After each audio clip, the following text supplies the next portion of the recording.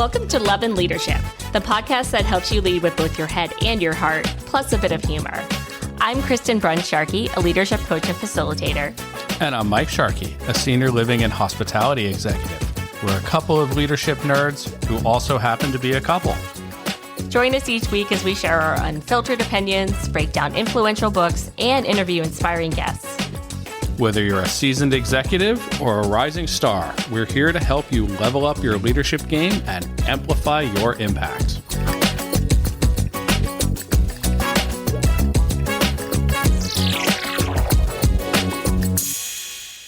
Hello, and welcome back to Love and Leadership. I'm Kristen. And I'm Mike. Oh, no. We're still, getting over the cold from hell. So it's got to be the flu. I tested negative in the home test, but there's different kinds of flus, right? I don't know. That was a pretty mean cold. Yeah, it was like worse than COVID. It was worse than the last time we got COVID. Yeah. So it just kept, the last time we got COVID, it was like 36 hours of atrocity and then just a week and a half of like mild symptoms. This was like a week of just on the floor. Yeah, it was brutal. But we are here. We put out allegedly a short episode last week since we were not capable of recording, really. And I especially have some sick voice going on still. So. I'm pretty congested. Yeah, so just bear with us. Our audience really cares about this. I know. It's just it's so true. Just bear with us. But we are here, and we are today talking about what motivates people, which is something I really enjoy talking about because I think it's pretty misunderstood. So we'll get into that. But first off, Mike, do you have any leadership moments? Well, I would say doing the first 90 days and then seeing that in action, I've really internalized a lot of that, and breaking down the book, it's kind of the art of war.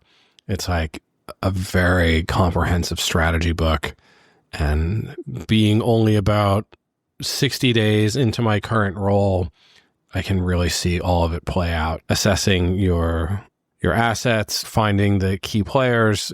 This new job is kind of unique for me. There's a lot of different interested parties, and there's a lot of, I don't want to say competing needs because it's not really compete, but there's a lot of different governing bodies and yeah.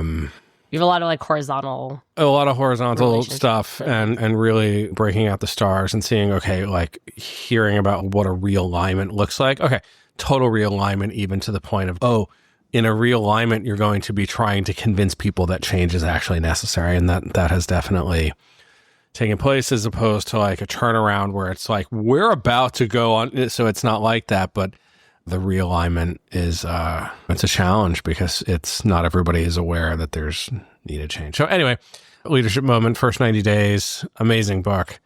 And yeah, I got so much out of it apparently when I read it the first time. And it's amazing. You don't have time to, I'm sorry, we won't get political too much, but you get 90 days, right? And I'm actually listening to a podcast.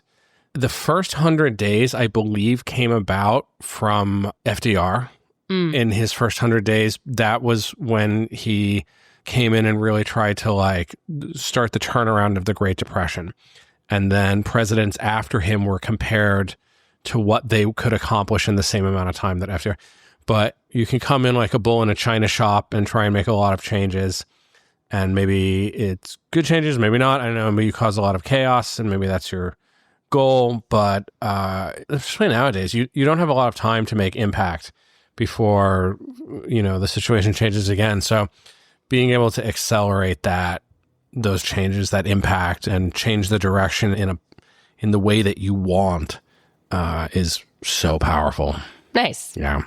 That's awesome. Mine, I think I've been reflecting on an interview we did that will air next week with Shelley Brunswick.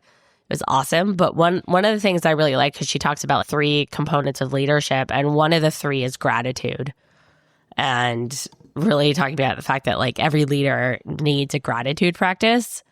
And I really like this. I'm thinking about how I can incorporate it into my coaching as well as my own life.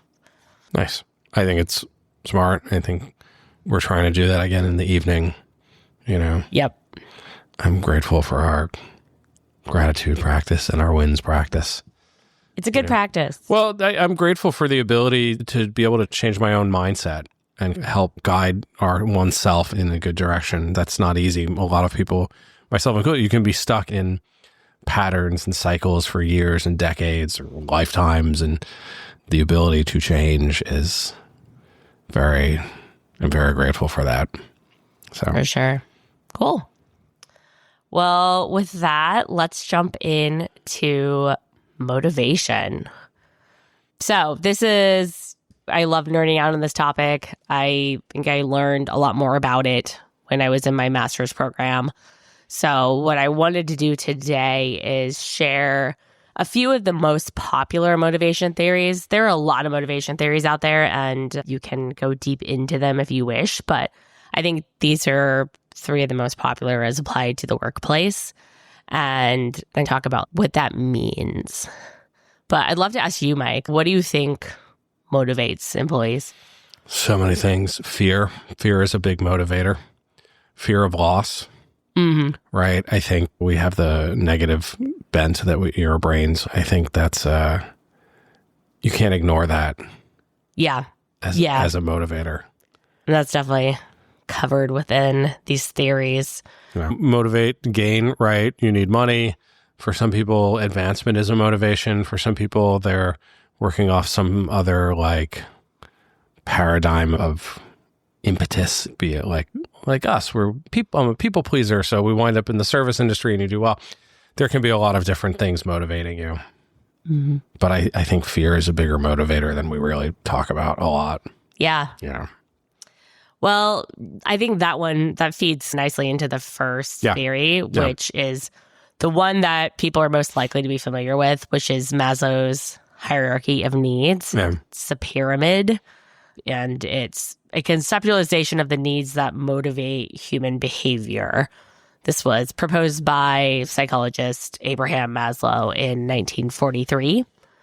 And the whole idea is that it's a pyramid. There's 5 different components of it. And the idea is that the level below needs to be satisfied, or mostly satisfied, before the need for the next level kind of really kicks in. I don't know if the need or the ability to even address that need.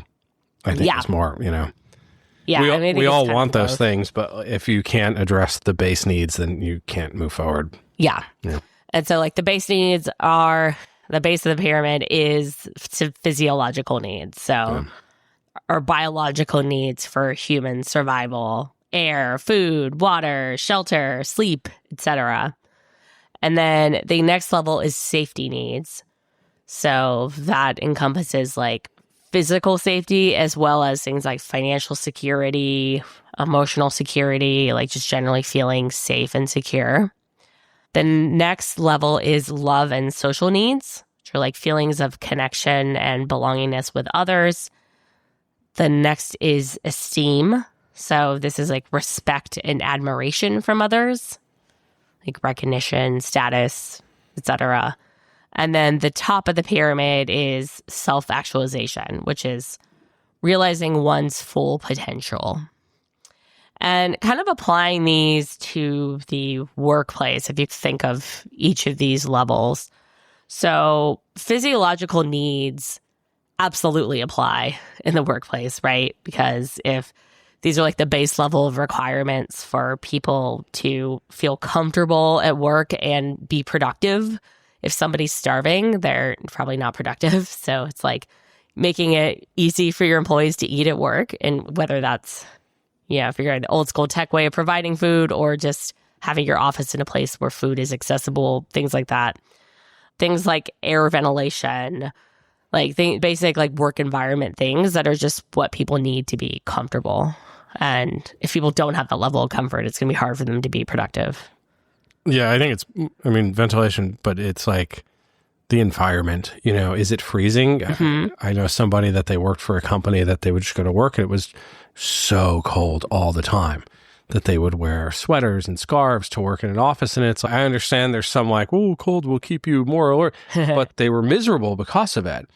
and the physical environment. Like they needed a stand-up desk in the years before that was a thing. And the company like fought them on this. Why?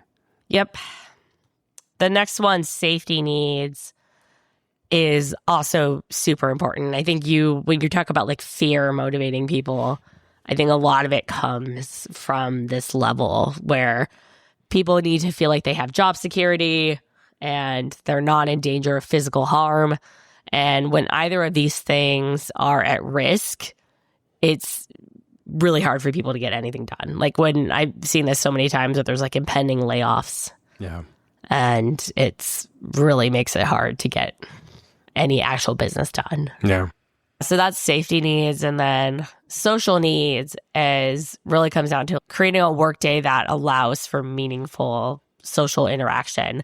And people like see this and they're like, oh, team building events. Like, yeah, great. Do team building stuff. But also like a lot of this is cultural. So do you have the kind of culture where people feel like they can hang out and chit chat? Yeah. Or is it like get back to work? Because if it's more of the latter, especially people who are more sociable in terms of personality traits but everybody to some extent are not going to be happy. Yeah, you want to like your coworkers and enjoy going to work. For sure. I'm careful of businesses that are like, we're a family. No, family, no, you're not. You might be like a tribe or something like that, but you're not a family. Family, like you never fire. In economic downturn, you probably don't like remove a family. Well, I just can't afford you right now. I'm sorry to let you go, but like, what? No, you want to feel connected, right? Sure. To your team and your company, and you want to feel like you're part of something bigger than yourself. That's meaningful. Yeah. Well, yeah, that kind of gets into the last two. So esteem needs, this really comes down to like employees feeling recognized for their expertise and for their accomplishments. Yeah. And then self-actualization plays out as employees feeling like they're supported in establishing goals and working towards them. So, development. Yeah.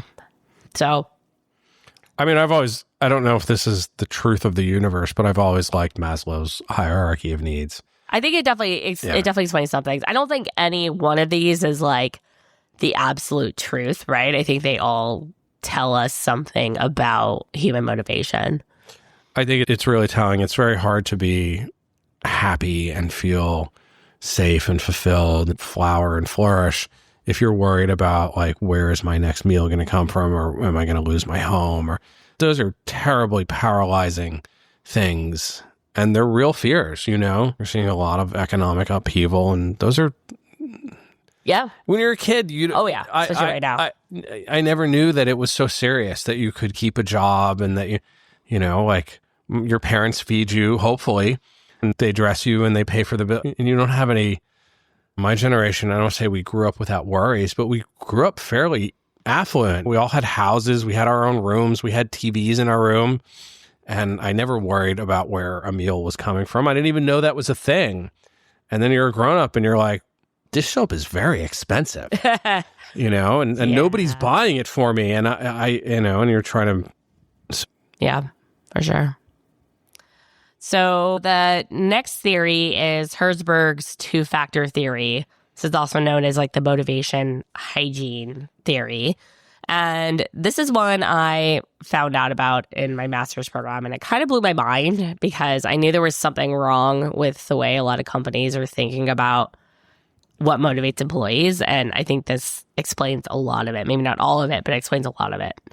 So this theory argues that there's distinct factors that cause job satisfaction and distinct factors that cause job dissatisfaction in the workplace. This was developed by psychologist Frederick Herzberg in 1987.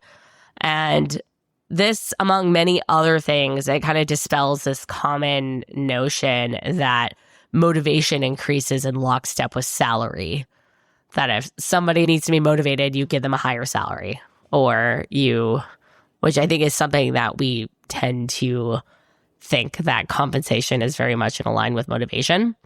But what this theory is actually saying is that so he investigated like 14 different factors that are like related to job satisfaction. And he classified them as either hygienic factors, which are the ones that if they're not present, they'll increase job dissatisfaction. And then motivation factors, which are ones that are like positively influencing job satisfaction. So the hygiene factors, and you can think of these as if these are not present, people are going to be dissatisfied, but they're not actually going to motivate somebody positively. So this includes like company policies. So like clarity and fairness in rules and procedures. Supervision, the quality of the leadership and management support, also like your relationship with your boss. Work conditions, so like the physical environment, tools and resources provided.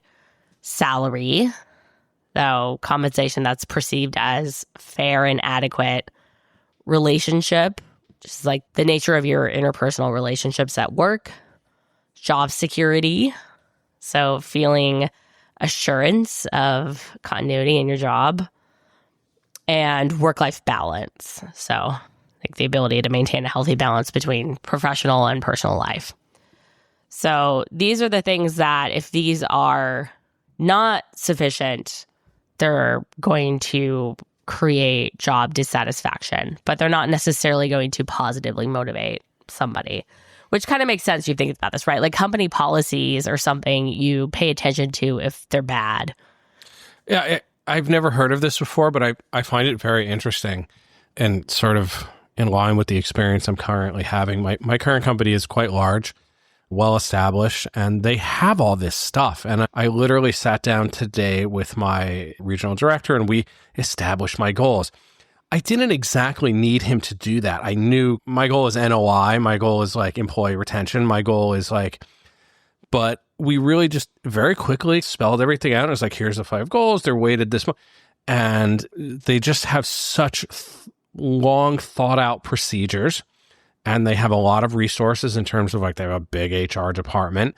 And while this isn't like directly, I totally agree. It's not directly contributing to my job happiness. These make me feel like solid and that I know what's expected. I know where we stand. They're preventing job dissatisfaction. And in the converse, I've worked for companies that couldn't figure out even basic policies, and it's very frustrating. And it's frustrating as a leader because then when you have to hold somebody, hold a team member accountable, where's the policy? What's the standards? What's the, that can be very frustrating. Yep. Yeah. For sure. This kind of tracks. It plays out in many ways. I mean, I think it tracks for compensation. And somebody does not feel like they're fairly compensated, that is absolutely going to be a demotivator. But at a certain point, if you're already making a good salary and you feel like it's a fair salary, like it's not going to create a huge impact on your job motivation. I mostly agree, but I also remember in my own journey, there came a point when I could finally afford to live. Yeah. And that changed my willingness to drink the Kool-Aid, if you will, of my job and really put my full self into a job. And when I was a cook earning $10 an hour in New York City, it was very hard to be passionate about the vision of the organization. I was just like, why can't I afford my rent? Why, I'm back to Maslow's, I don't have the base thing set, so you can't expect my wholehearted cooperation. You certainly can't expect my satisfaction. Right. I'm going along grudgingly at best from some personal discipline or motivation, and not that, not a shared vision with you. Yeah, for sure. If you're not at that threshold, it's going to significantly affect your job satisfaction and performance. Yeah. For most people. Yep. It's like everybody's down on millennials. Like, oh, they don't work hard. I don't know if they don't work hard. I know that they have different priorities, and they also don't have the same like hopes and dreams of previous generations. Like, I don't know that they really hope to own a home or retire. That American dream was sold to my generation, but it hasn't really manifested for my generation. A lot of people that I've grown up with and that I know, we've never owned a home. I think the bar has really shifted. So do we blame that generation for not wanting to like work hard and put for what? Like, what are they getting out of it? You know, all they're doing is marking time and trying to like pay for the things that the experiences that they want to have. Yeah. Yeah. So that's hygiene factors. And the idea is like these need to be at like a base level of fulfillment for the other set of factors to really like matter and kick in. And those are the motivation factors. So these are the things that are actually going to like positively increase job satisfaction and motivation. So these include achievement. So like the sense of accomplishment that comes from completing meaningful tasks. Recognition. So like being acknowledged for a job well done. The work itself. So like the nature of the work, having work that is interesting and challenging. Responsibility. So like feeling like you have control over your own work and being trusted with important tasks. So like not micromanagement. Advancement, like opportunities for career progression and growth, and personal growth. So continuous learning and development. So these are like the true positive motivators. And you can think of this as if you look at a matrix, and on one axis is the hygiene factors, and the other one is the motivation factors. So you have like 4 different kind of possibilities with this. So if you have both low hygiene factors and low motivation factors, you're just miserable in your job, right? If you have high hygiene factors, so like all of those base things are satisfied, but low motivation factors, you're comfortable, but ultimately it's an unfulfilling job. So this is where you're thinking of your job as a paycheck, basically. You're not getting like deeper motivation from it. On the other side of that, if you have low hygiene factors, but the motivation factors are high, you end up in a situation where like the work may be meaningful, but it's also hard and you probably have some employee complaints. I think this is like the classic startup work environment where you are working really hard and probably not getting all your physiological needs met, and having done this myself, and are probably not getting paid as well as you could be, but maybe you're really excited about the work and the meaning of it, but it's not very like sustainable for the long term for most people. And then finally, if you have high hygiene factors, high motivation factors, this is like what you're working towards, right? This is a fun and exciting job, highly motivated, few complaints coming from employees. And then lastly, I liked this quote as a way to explain this theory more. Though this is from like a 1975 paper from Rogers. Adequate salary, good working conditions, respected supervisors, and likable coworkers won't produce a satisfied worker. They will only produce a worker who is not dissatisfied. However, their levels must be acceptable for the motivation factors to become operative. In other words, like medical hygiene practices, hygiene factors can't cure an illness, but they can aid in preventing it.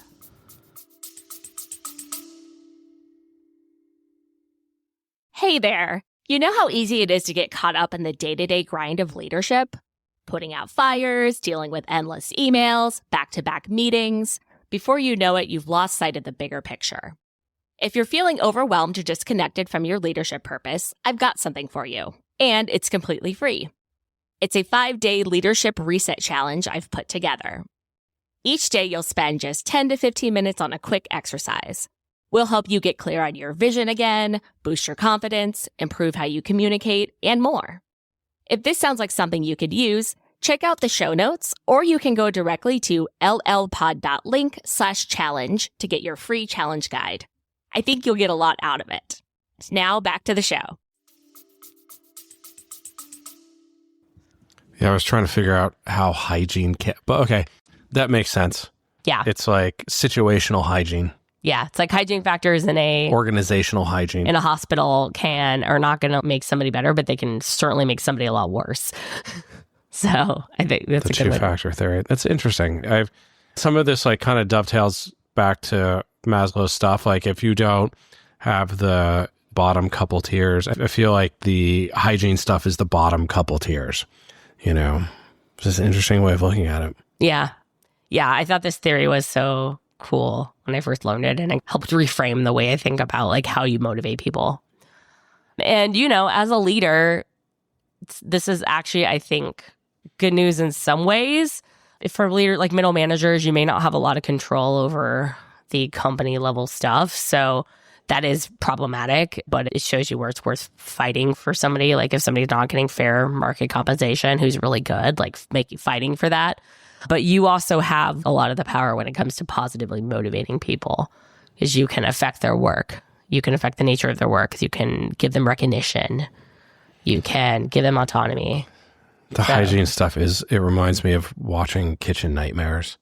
Gordon Ramsay. I actually learned a ton about how to run a restaurant by watching Kitchen Nightmares, because in the first couple of seasons, you see everything that when things are going wrong, that's what it looks like. Right. Not clear policies. The fridge isn't tuned right. So if you know what not to do, you know what to do. And that's the good operational hygiene. Clear policies. Yep. Makes sense. Yeah, so that's the two-factor theory. And then the last one I want to talk about is expectancy theory. This was developed by a psychologist named Victor Vroom. Really? Vroom, vroom, vroom. Come like on. The coolest really? last name, I think. Come on. In 1964. Victor yeah. Vroom. All right. I know. What, like with a name like that, VV. like how can you not be successful in your career, right? This was maybe before we made the vroom, vroom sound. I mean, there were cars then. I feel like he only died in like 2000, but I could be mixing them up because they're all different psychologists. Yeah. But the idea... Herzberg passed away in 2000. Okay, so maybe that was one. But the idea of expectancy theory is that people are motivated to engage in certain behaviors because of their expected outcomes.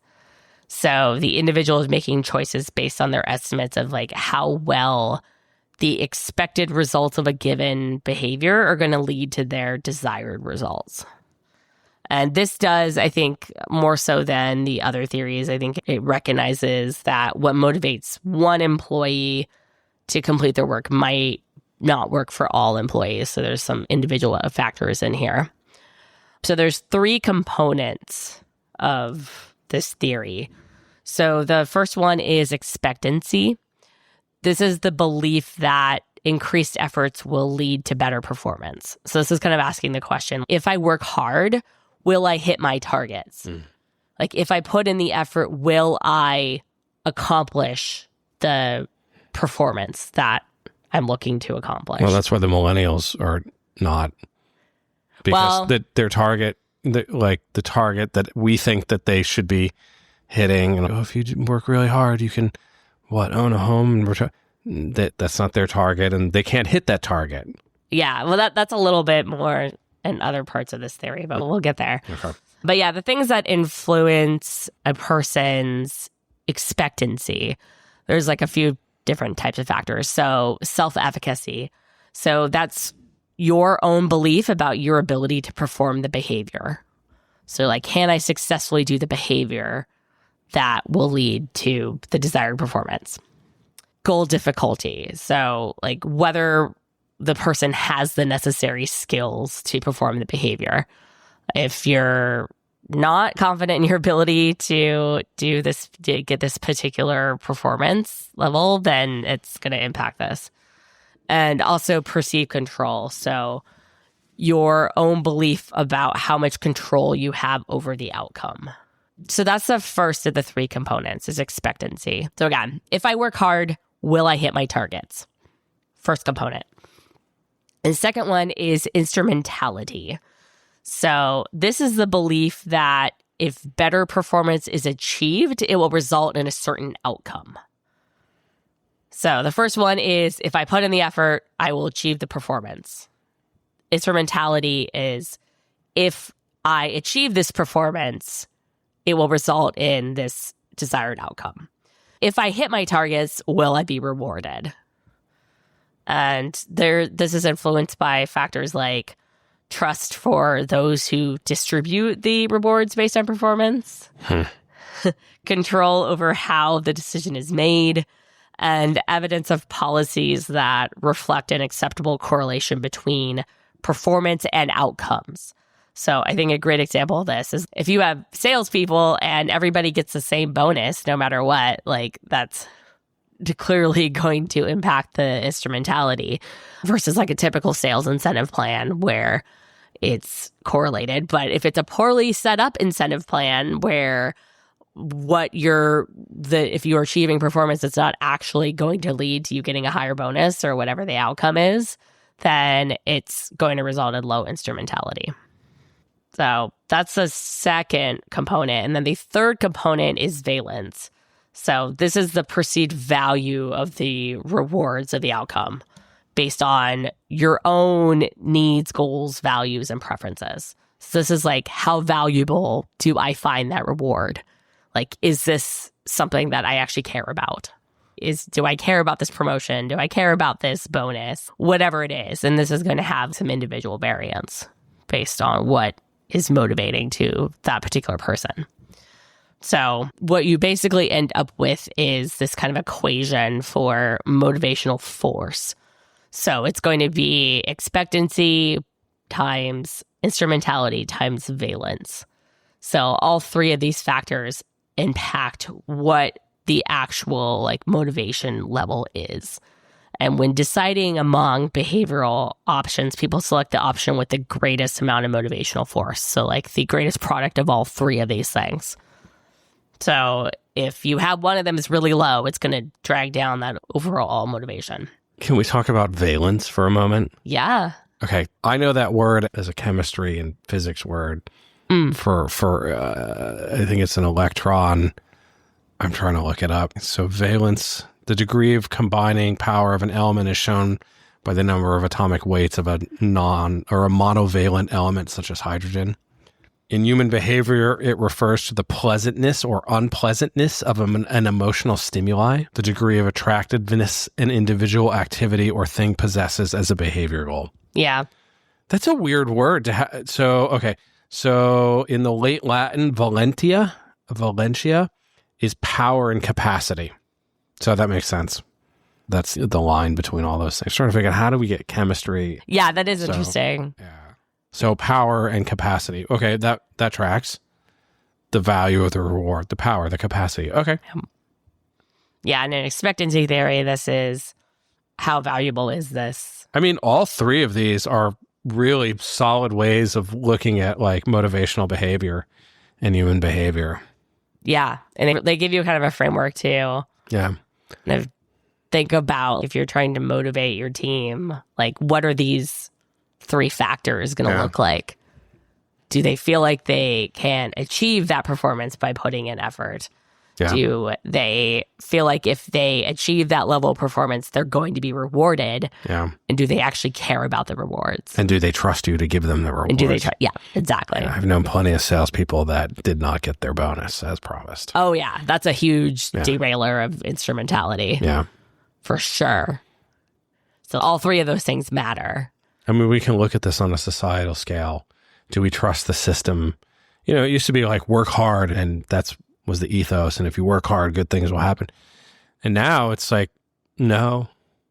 And even for myself, I realized that like just more effort or working harder is not not really the path to multiplying your position in the workplace or in your journey toward wealth. And we read the book 10X is easier than 2X. I think we should do that book at some point. We should definitely. It's not exactly a leadership book, but it's what like people have figured out. Like you can put content on YouTube, and if it's the right content and the right audience, you can become a multimillionaire just from your YouTube channel. And it's not necessarily working harder. That guy is not working a 16-hour day in a kitchen. I'm not saying it's not hard. I've seen the entertainment industry, like actors, they work very hard. Those are hard jobs. But that now you can post on TikTok and if it's the right content. So that doesn't track. We know the system's not going to reward us just for our physical labors anymore. Mm-hmm. That myth has been totally dispelled. So. Yeah. Yeah, it's interesting, right? Everybody wants to be insta-famous. Is that still a word? Am I a few years too late? I mean, as far as I know, but I don't know. I'm not Gen Z. Yeah. Which generation is that?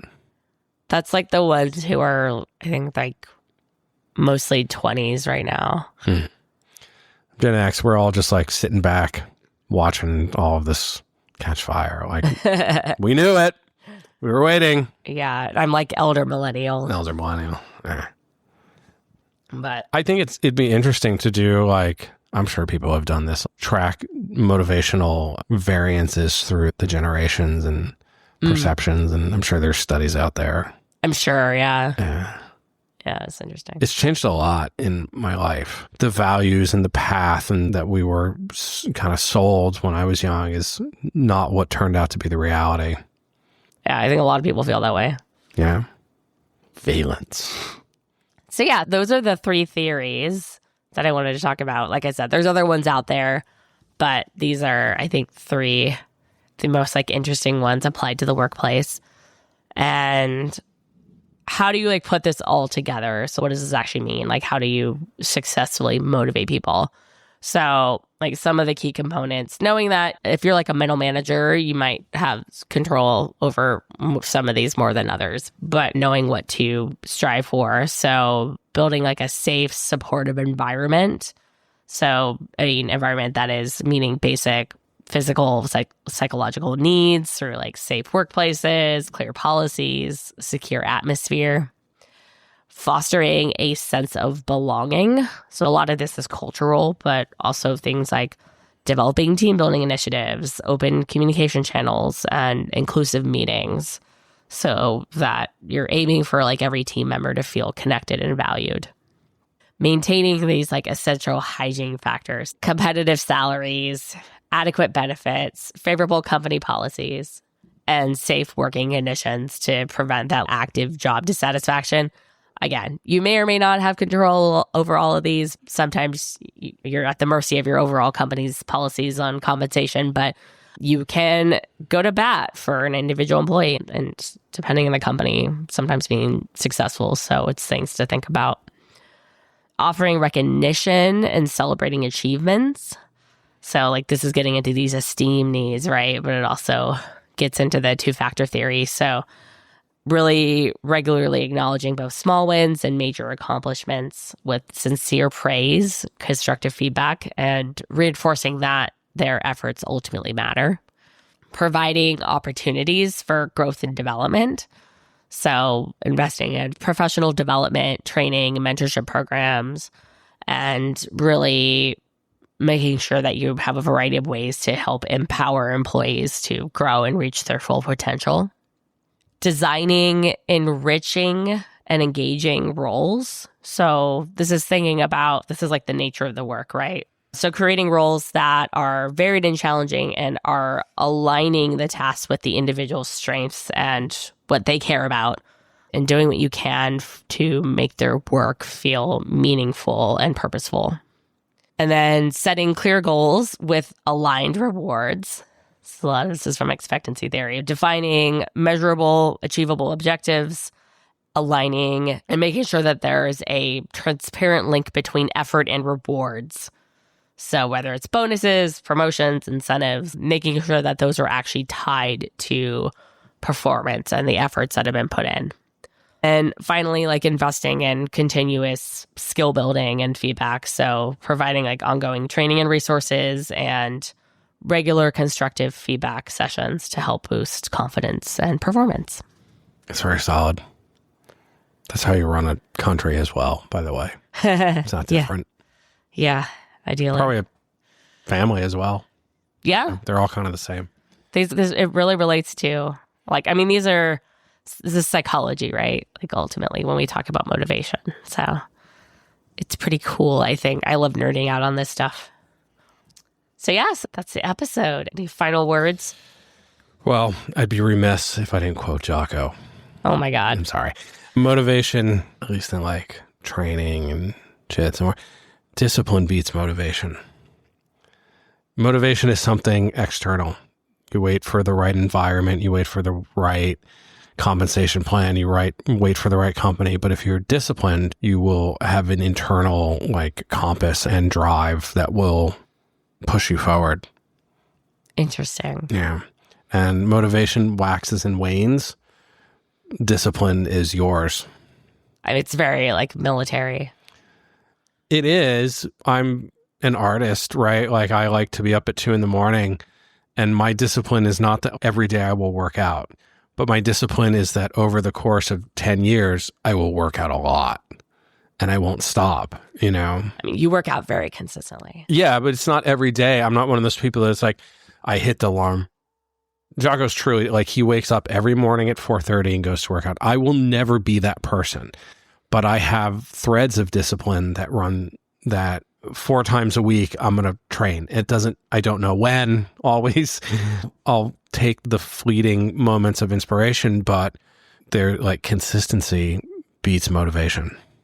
Yeah. Like all of these things to some degree, they're external, right? But I think if you want to create, and I love the way you put these together, steps to motivate employees, or really it's steps to create a harmonious environment, you know, but in order to do that, you're going to need your own discipline. Yeah. Yeah. Like as a leader, your own practices. Yeah. Your own practices, your own internal, you know, magnetic compass. Yeah. Leading you so you can lead others. Awesome stuff. Awesome. Well, this was fun talking about. And we will go ahead and wrap up here. Thank you guys so much for listening. Sorry about our nasally. Yes. And thank you for bearing, if you made it all the way to the end, thank you for bearing with our sick voices, particularly mine. So this is an example of discipline. We would love to not be recording and be sleeping this up. But, you know, it's consistency. But we care. Discipline equals freedom. Oh, my God. Okay. It does. Okay. On that note. We'll do that book sometime. Yeah, at some point. Mm-hmm. All right. Goodbye, everybody. Thank you. The Love and Leadership podcast is produced and co-hosted by me, Kristen Brunn-Sharkey, and co-hosted by Mike Sharkey. Please rate and review us on Apple Podcasts, Spotify, or wherever else you get your podcasts. We can't stress enough just how much these reviews help. You can follow us on LinkedIn under Kristen Brunn-Sharkey and Michael Sharkey, and on Instagram as Love Leader Pod. You can also find more information on our website, loveandleadershippod.com. Thank you so much for listening, and we'll see you again next week.